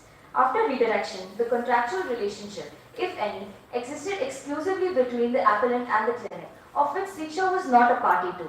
Seashore was not an agent of either party, lacking both authority and control. Thus, no vicarious liability can be imposed on Seashore, rendering the complaint non-maintainable. If your Lordships are satisfied, the Council seeks permission to proceed with the fourth issue. Much obliged, Your Lordships. Your Lordships, in the fourth issue, it's not about denying remedies to the consumers. It's about allocating them to the correct institutional forum. In the fourth issue, it is contended that the alleged practices affecting a large number of consumers fall exclusively within the jurisdiction of the CCPA. It concerns the very architecture of consumer regulation in India. And this will be established by mirroring the appellant's arguments and establishing it on the following grounds. That 1. Systemic architecture cannot be adjudicated through individual complaints. 2. Preventive regulation is triggered by the absence of any consummated transaction. And 3. There exists functional exclusivity. Firstly, CCPA provisions are specifically designed to address consumer harm that is market-wide. The allegations against Seashore concern structural practices like AI-driven personalization architecture, industry-wide pricing models, and digital interface design, which cannot meaningfully be adjudicated through isolated individual complaints. As held in the case of Centre for Public Litigation versus Union of India, it was held that harms affecting a broad and indeterminate class of persons cannot be adequately addressed through individual grievance redressal mechanisms and instead require centralized adjudication and corrective action. Such systemic concerns thus require the centralized regulatory expertise and privacy is thereby mandated to expert regulators before any adjudicatory bodies can intervene.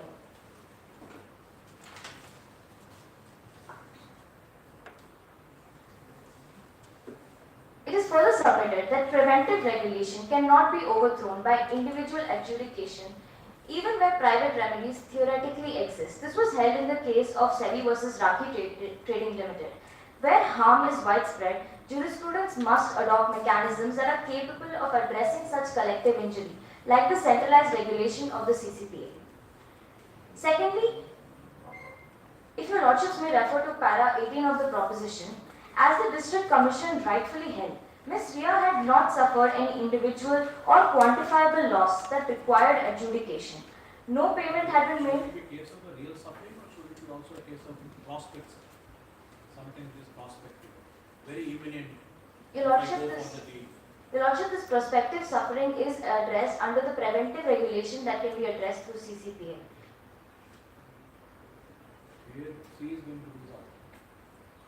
She does have the option to seek redressal under the 55 to 72. Is a clear case of imminent suffering. Your lordship, however, the transaction was not consummated.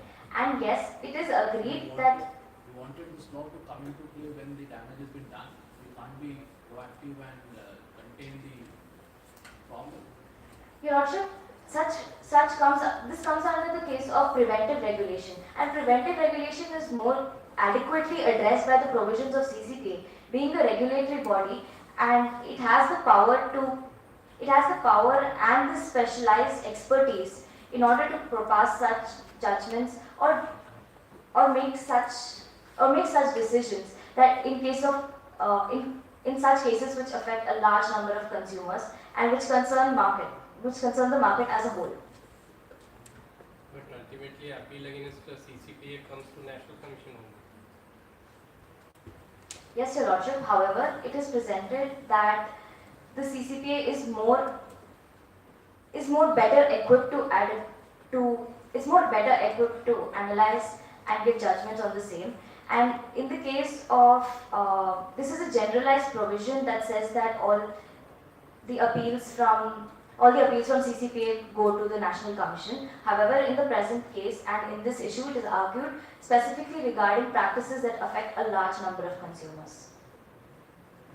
Much obliged, Your Lordship. In this present case, regulatory intervention is possible. A large number of consumers could be also imaginary, but it has to be real. Can we say that this Ria's case is a test case and can be inferred as a case of affecting large number of consumers? Yes, Your Lordship. Here, because the practices are concerned, because this is concerned with structural practices affecting a large number of consumers, it can be said that this practice affects a large number of consumers. Thus, it is more appropriately dealt with by the CCPA. So let that be also a case with Ria's grievance. Then in that case, Ria's grievance should also be heard. But in the particular individual case of Ms. Ria's grievance, there was no consummated transaction. That is taking us to a different legal question.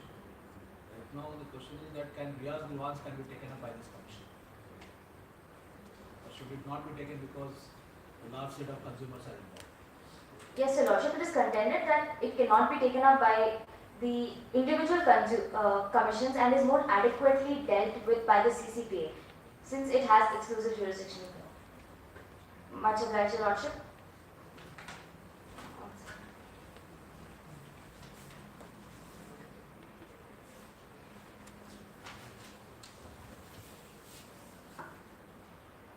Yes, Your Lordship. In the present case, regulatory intervention is possible in the absence of demonstrable loss. Thus, the District Commission correctly declined cognizance. Thirdly, functional exclusivity arises from statutory purpose even in the absence of any express exclusionary clause. Where an effective statutory remedy already exists, parallel adjudication must be avoided in order to preserve such legislative intent. Concurrent jurisdiction will only bring forum shopping and undermine the specialized role that is assigned to the CCPA. This was also held in the case of Union of India versus Tata Chemicals Limited, where the Supreme Court held that where a statute creates a complete regulatory framework for a particular field, Parallel adjudicatory intervention must operate within legislative scheme and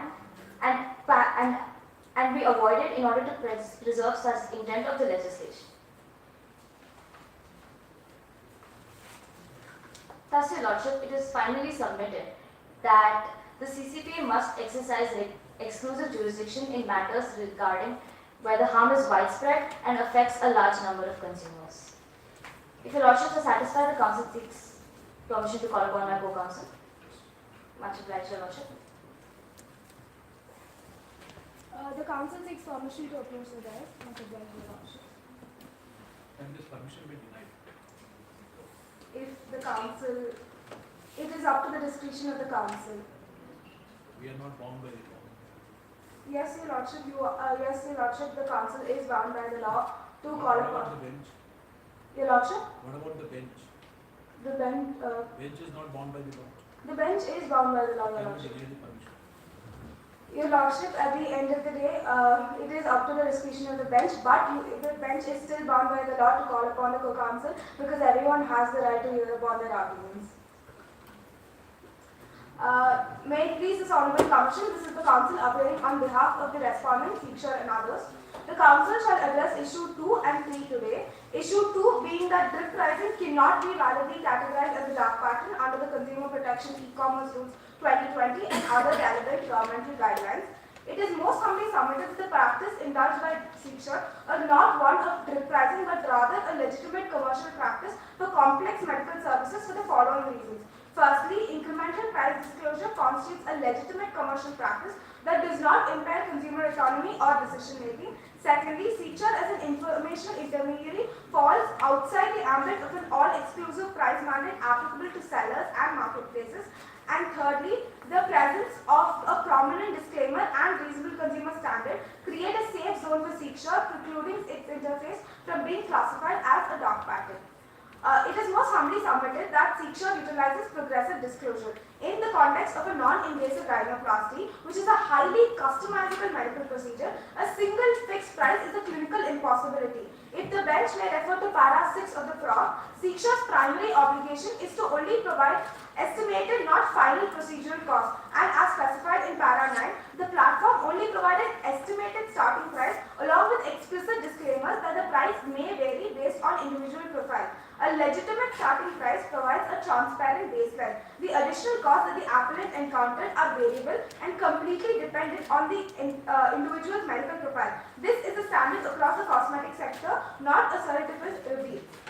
The drip that has occurred in this case has occurred on the third-party website, not on the Seekshore's website. If the bench may refer to para 13 of the PROC, it is explicitly stated that during the consultation process in the third-party's website, additional charges were gradually introduced like diagnostic costs, consultation fee, post-procedural care. Seekshore's obligation here, Your Lordship, is to take the data from the third-party website and paste it on its website as it is. Seekshore has complied with the same obligation. Any drift of the prices occurred here are not on Seekshore's website inherently, but on the third-party website after Ms. Ria was redirected to the third-party website. So, Seekshore cannot be held liable for any drifts occurring outside its ambit on the third-party website.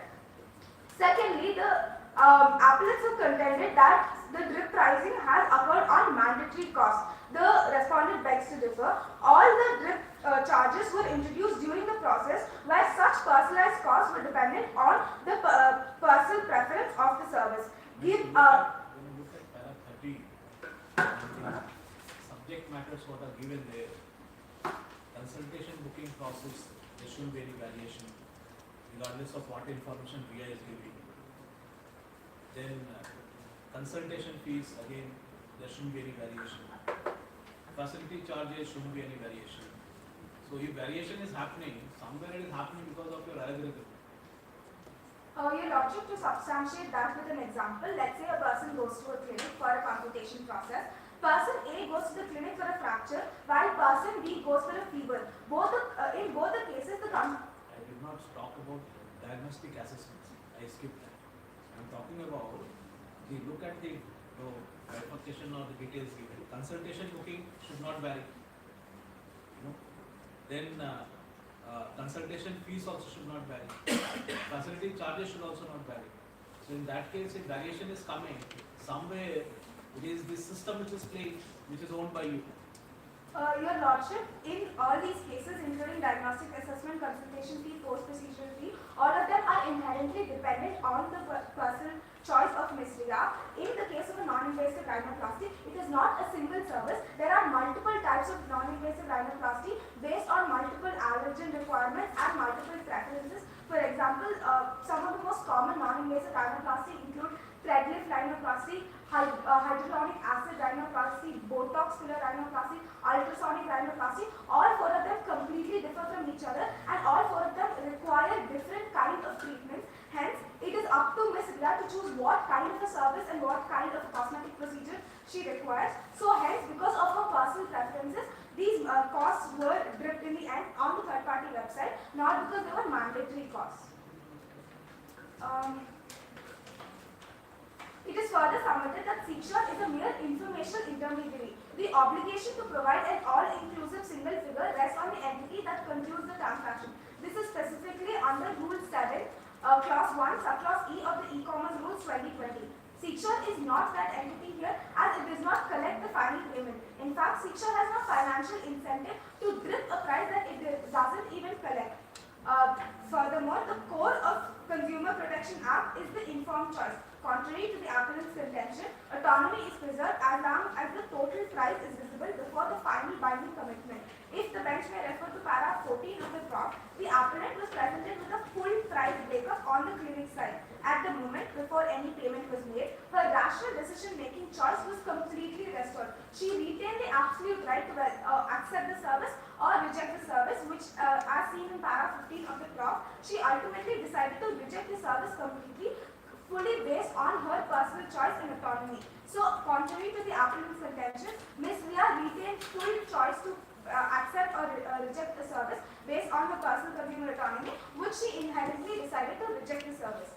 Finally, Clause 8 of Annexure 1 of the 2023 guidelines explicitly states that an entity is not liable for price fluctuations attributable to third parties or factors beyond his control. Considering the fact that Ms. Ria wanted a very personalized service such as a cosmetic procedure, in fact a non-invasive rhinoplasty, all the drip charges were completely on the personalized base. Hence, Shiksha cannot be held liable for price and fluidity on a third-party medical provider.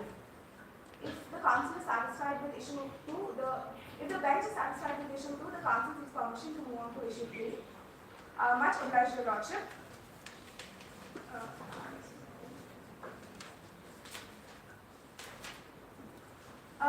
Your Lordship, issue 3 is that collecting or nudging consumers to provide more personal information than they initially intended does not constitute a dark pattern. It is most humbly submitted that Shiksha's interface does not constitute a dark pattern due to the following reasons. Firstly, the data requested by the respondent is functionally necessary to ensure medical accuracy and prevent consumer misinformation. Secondly, the platform's optional data architecture and transparent consent mechanisms preserve consumer autonomy and comply with statutory standards. And finally, the reasonable... How do you assess about medical accuracy? You are just an intermediary. How do you assess that? Your Lordship, here medical accuracy is to provide her with personalized results based on... That is something to be given by the service provider. You are intermediary. So how do you know that what data is to be given to give the accurate information? Your Lordship, let's say if Shiksha gave all the options on the first base without asking for any personal data, this would be a misinformation on Shiksha's part as the top results are best suited for her. Because you are giving the service, that's why you are asking the specific information so that you can serve the customer on a very accurate basis. Yes, Your Lordship. So therefore you are giving service, is it? No, not exactly, Your Lordship. Here medical accuracy is just an information aggregation, or the medical accuracy or the data which is medically accurate is inherently taken from a third-party website, not decided by Shiksha. So it does not constitute a service here. The appellants most humbly submit that Shiksha's interface design does not constitute a dark pattern. Dark patterns are officially defined under Guidelines for Prevention and Regulation of Dark Patterns 2023 as any practice or deceptive design pattern using user interface or user experience interactions or any platform that is designed to mislead or trick users to do something that they originally did not intend or not want to do. Seekshore's model of data collection here is a legitimate application of the necessity principle established in Puthuswamy versus Union of India case. Here in the case, there was a threefold test established that any data collected must satisfy the criteria of being valid, being necessary, and being proportionate. In the context of medical comparison, information such as lifestyle habits or professional environment is material to provide medically relevant results and accurate price ranges. In healthcare, data such as lifestyle habits or Why professional... are you bothered whether it is medically relevant information or not? Why is bothered about it? Because Seekshore has an obligation to provide How accurate come, from information. where this obligation is coming? You are just intermediary. Let the customer, prospective customer assess this. Because Why are you ensuring it? if Seekshore does not provide accurate information, it would be a misinformation on Seekshore's part, Your Lordship. So you are into judging also, that whether what kind of information is going accurate, relevant and all. So you are also into that act. No, Your Lordship, as contended earlier, this medical accuracy is not judged by Seekshore, but rather by third-party The moment you websites. say relevancy, accuracy, then you are into the act of judging also. Then in that case you are providing service. No, Your Lordship, we are not providing service here because this accuracy is not judged or decided by Seekshore, because it is again a mere information intermediary. The information or the accuracy of data taken is from the third-party websites, not Seekshore. In case of healthcare, data such as lifestyle habits or professional environment are material to accessing health risks. For example, a patient's medical background significantly influences the complexity and the potential complications of a procedure. Detailed personal and medical history is necessary to accurate and assess the risk and provide realistic and non-misleading price ranges. Again, how are you assessing this? Lord, How are you assessing this? It's You are based on intermediary. It's based on her own personal data, Your Lordship. If let's say she says that she has some health or lung problem and we take information from the third-party website that says that in case someone has such a lung or a cancer or something, this particular procedure would have a different result than one without this. That is being done by the AI information, taking AI There model. is some process which is taking place at your end Your Lord, between the customer and the ultimate service provider. Your Lordship, the exact thing what Seekshore does is it collects personal data from the consumer and it already has all the information from a third-party website. When the consumer gives the data on their own obligation, it puts the data in its AI algorithm, takes the third-party data and then matches which is the best or top match or best suited for a particular person from their own personal data, Your Lordship. So it does not involve itself in the process, it just acts as an information intermediary between a third party and a person who is seeking information. How you are getting third party information? They are putting everything on the website, only that you are taking, or personally you are contacting and getting information, third party information? It is taken from the third party's website, Your Honor. Website, everything will not be there. Then you are misguiding. Maybe they have not updated the website. 1 year back, that person appointed has resigned, no alternative. The old data will be there. Seekshore makes sure to check that whatever, make sure to check How that. do you check that? Yes, Your Lordship. Seekshore makes sure to get in touch with these third party clinics and make sure that they provide medically accurate results on their own basis. Then you are directly connected with the third party Yes, Your to Lordship. get the information. Yes, Your Lordship. So, if why they are giving you information, they are also want the clients or the patients. So what is in between you, third party and you? You are doing charity and they are doing business. No, Your Lordship, here the contention is whether the process between Miss Dia and Seekshore is a service that was established by my co-counsel, that it is clearly not a service. The contention here is not about whether the relationship between Seekshore and the third party is not a service or not. It is whether the relationship between Miss Dia and Seekshore a service or not.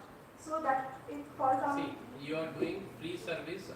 If you are providing completely 100% free service, not getting for third party anything commission, then that argument is different. You are getting commission from the third party. Your Lordship, So when you are getting a commission from the third party, that means there must be some agreement between him and the third party.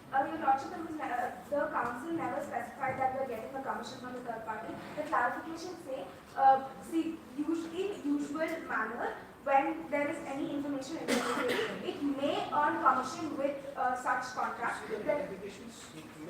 Exactly. Clarifications. It is a may your lordship.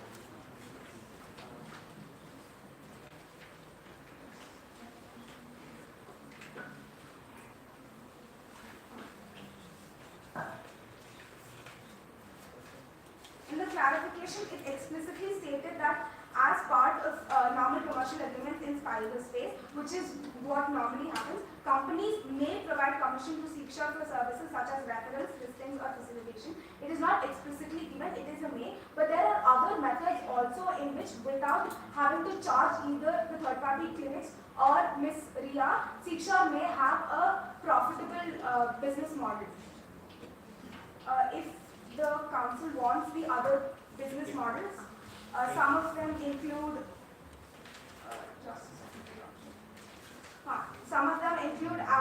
audience-supported revenue, affiliate marketing, advertising models, etc.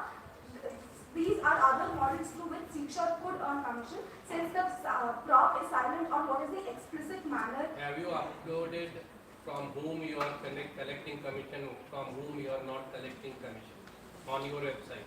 Your Lordship, since the prop is silent on whether Seekshore explicitly collects commission from third-party websites, the council cannot respond to that question because it is not explicitly given anywhere that Seekshore as a company collects commission from third-party websites.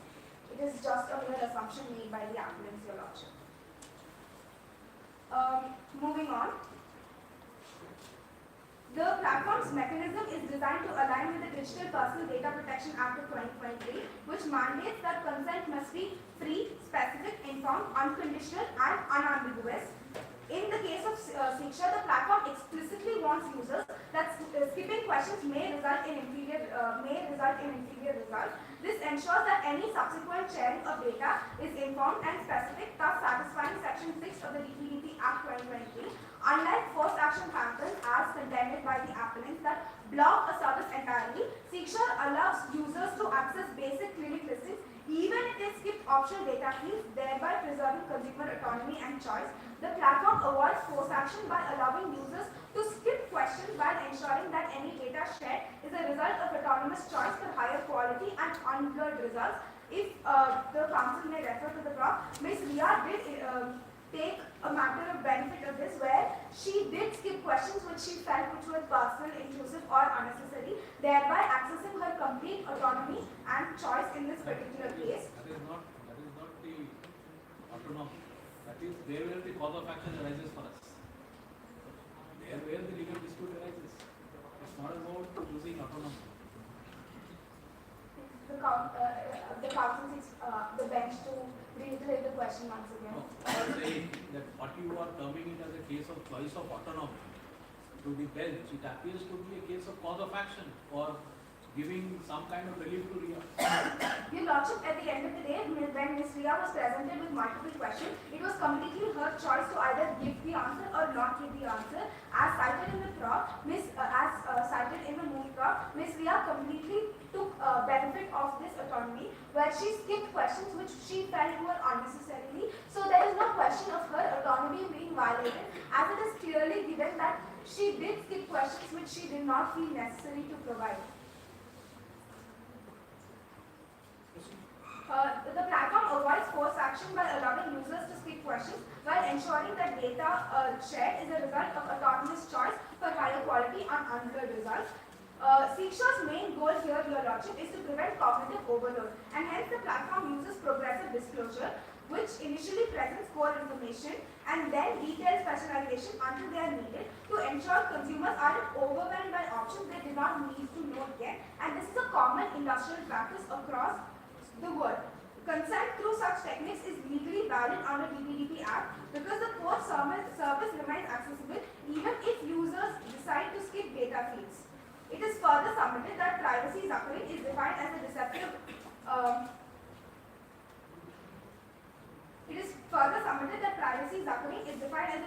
pattern that tricks users into sharing more information than they intended. Seekshore's request for data directly impacts the accuracy of the medical cost estimate for the user. It serves as a functional purpose rather than being a one-way extraction for any sort of gain. Unlike sludging, which intentionally adds friction to disturb information asymmetry and make a user's preferred outcome process more difficult, Seekshaw's prompts act as functional alerts here. The platform uses a design practice that simplifies choice and reduces friction, without leading to any sort of inefficient outcomes. One such example is the use of helpful default can steer users towards decisions that are beneficial to them, such as receiving more accurate price estimates. The platform informs the user that skipping specific profile questions may result in inferior results. By encouraging complete data entry, the platform fulfills its own duty to provide high standard and relevant information rather than generic or potentially misleading estimates. Identifying decision bottlenecks and providing recommended defaults helps streamline the process for majority of users who seek high fidelity information. Finally, it is submitted that in today's digital landscape, transparency and control are a part of value exchange where users provide specific data in exchange of tailored results. Providing a total price breakup after data collection ensures that consumers' autonomy remains intact or reject the service before any final binding commitment. With Seekshaw's interface design does not constitute a dark pattern here, but rather reflects a transparent, tiered utility model. Such models offline first a baseline service for free while reserving personalized accuracy for users who voluntarily provide necessary profile data. Research also provides that consumers are increasingly empowered and proactive about verifying costs for specialized services, recognizing that total pricing for medical care involves variables like diagnostic fee and post-procedural fee. In conclusion, Seekshaw's value exchange model ensures data collection is functionally necessary and compliant with the informed consent standards of the DPDP Act 1993. The Council seeks an extension of just 30 seconds to conclude. By maintaining optionality and transparency, the interface empowers consumers to choice rather than subverting it, precluding any classification of a dark pattern. If the Council is satisfied, if the bench is satisfied, the Council seeks permission to move on to the prayer.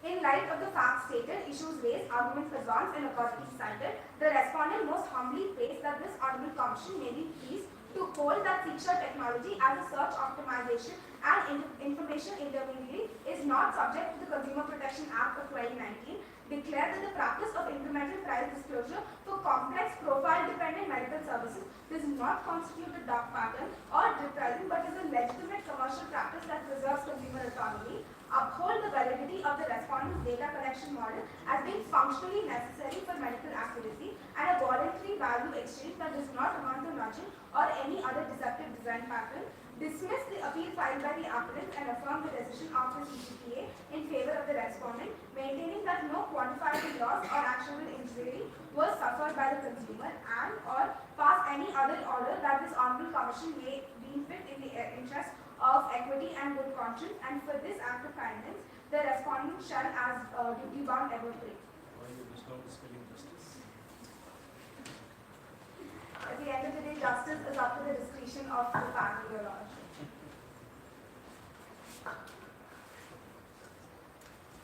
Yes. Over to Motion to close the document. Next flash. just answer one question. Does seeking additional information amounts to the unfairness Your Lord, under the Consumer Protection Act or the, let's say, the rules or the regulations or the notifications which has been issued? Your Lordship, I could invite my co-counsel to address me.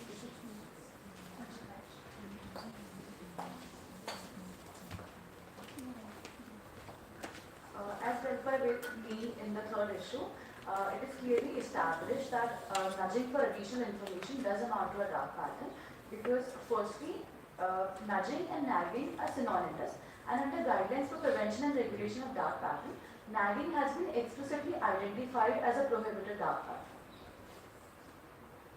I'm asking for additional information. Asking for additional Considering, you come to the Moot proposition, point 6, the last one. Just a second. Where secure claims that its function purely as an informational intermediary. However, the claimant does not agree with that proposition because it is not merely an informational intermediary. It does provide a service because with respect to information that the customer provides to Seashore, it redirects the consumer to a third-party platform and earns commission on returns. Now tell us one thing. What is your assessment of the function of secure? Seashore is clearly a service provider because it assesses information that the consumers provided, and based on that it creates listings, it gives advertisements, and based on that it earns commission. Where is the advertisement? If you may look at para 9 of the Moot proposition, it clearly states that upon entering basic search parameters, Seashore displayed an estimated starting price of 45,000, prominently highlighted as the best available option. The displays were then accompanied by notifications such as highly rated clinics near you and top matches. This clearly, and furthermore, on the fact that the present respondent earns commission from third parties. And stating disclaimer that the prices may vary from.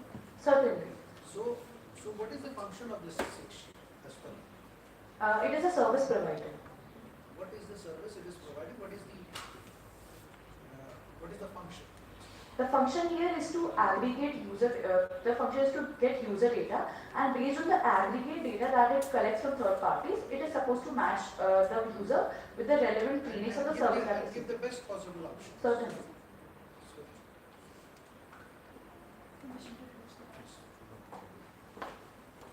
May I continue with the debates?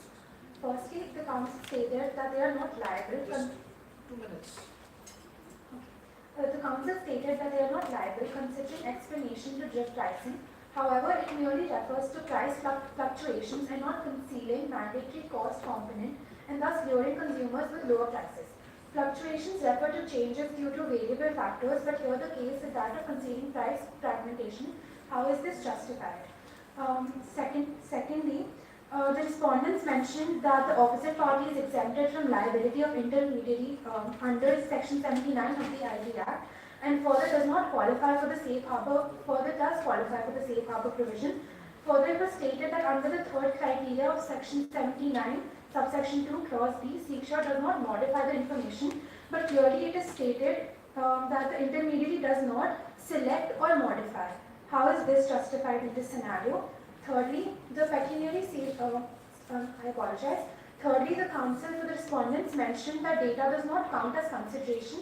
In the light of Section 2, Clause D of the Indian Contract Act, how is it justified as Ms. Ria clearly provided information to Seashore at the desire of the counsel? Thank you. The council gives permission to approach the dais. Much obliged.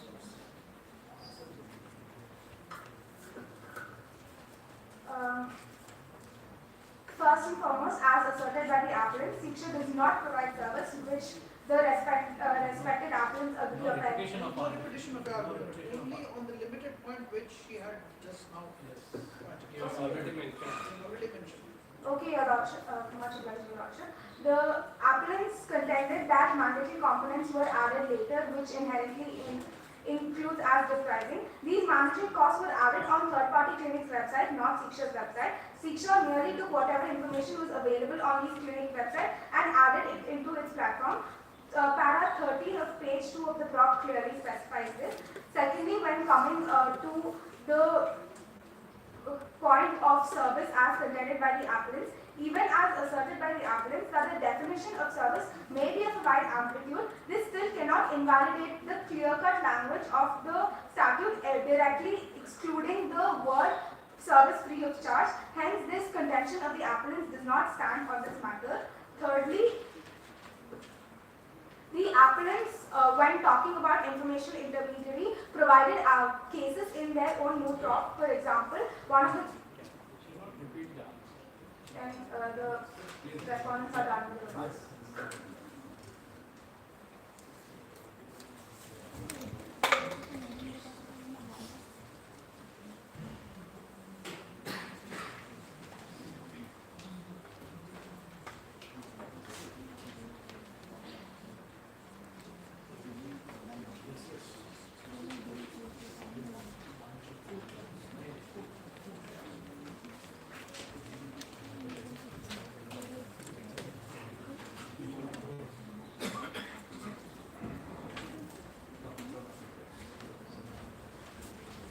very much.